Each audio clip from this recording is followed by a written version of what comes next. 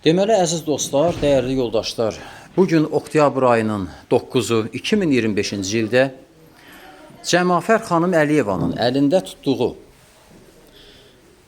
ilk qədəmlərini qarşıladığımız Xarı Bülbül jurnalının, bədii publisistik jurnalın təqdimat tədbirinə Bakı şəhərində yerləşən Səbail rayonu Müharibə Veteranları Təşkilatında cəm olduq, yığışdıq və bu gözəl tədbiri qeyd elədik.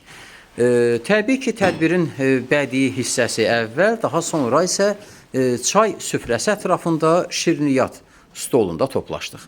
Amma ilk sözü ağsaqqal olduğuna görə istəyərdim verim sözü Ziyadxan müəllim Budağa və o öz töhfəsini versin. Bu jurnal necə ərsəyə gəldi? Məqsəd, məram nədir burada? Bu jurnal Cəmafər xanımın bədii ədəbiyyata, xüsusən Azərbaycan ədəbiyyatına olan sevgisindən, marağından doğdu. Onun təşəbbüsü ilə belə bir jurnalı ərsəyə gətirdik.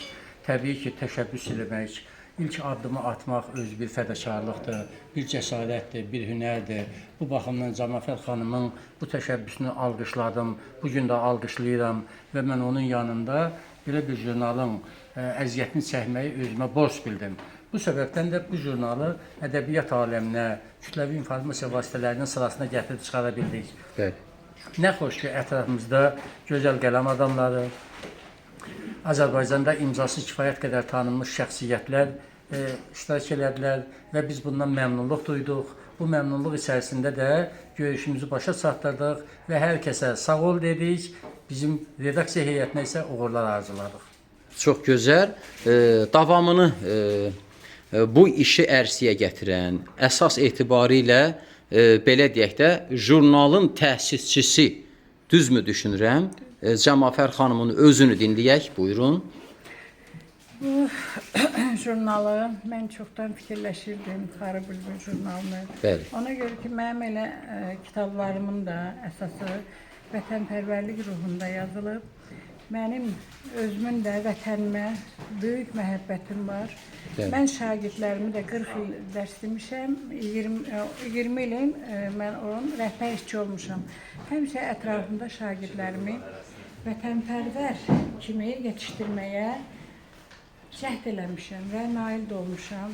Mən Quba rayonunda dərs dediyim zamanı bizim bir şəhidimiz də oldu. Dərs dediyim bir Ruhu şad olsun. Həbibov Murad. Həbibov Murad. Bəli, onun da ruhu şad olsun. Ruhu şad olsun. Bəli, bir zaman park arxasında oturan şagirdlərimiz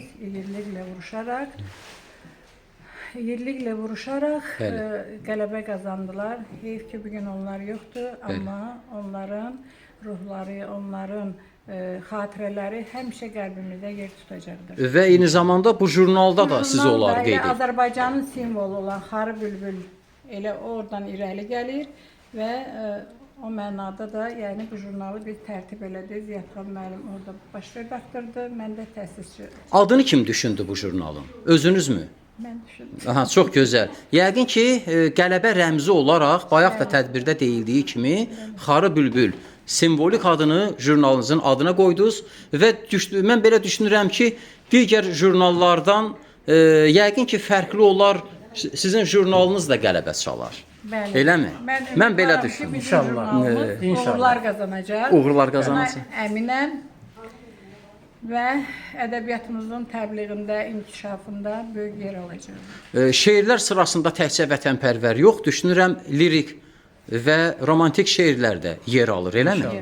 İnşallah. Yer alıb. Təbiidir, elədir. Aha, elə. Yəni bu bütövlükdə Azərbaycan ədəbiyyatının bugünkü çağdaş ədəbiyyatımızın güzgüsü kimi bir vəsiqə qazanıb həyata və çağdaş yazarlarımızın əsərlərini həssas oxucularımızın diqqətinə çatdırmaq məramındadır. İcazə verin, əlinizi sıxaq və sizi təbrik edirəm. Çox sağ olun. Təbrik edirəm sizi. Sizinlə mən, həvəskar şair, bədii qiraətçi, aparıcı, Vətən müharibəsi veteranı və Bakı şəhər qarnizonu üzrə hərbi mütəxəssis Cəbrar Qəmbər idim. Sağ olun dostlar. Özünüzdən müğayət olun. Sağ olun.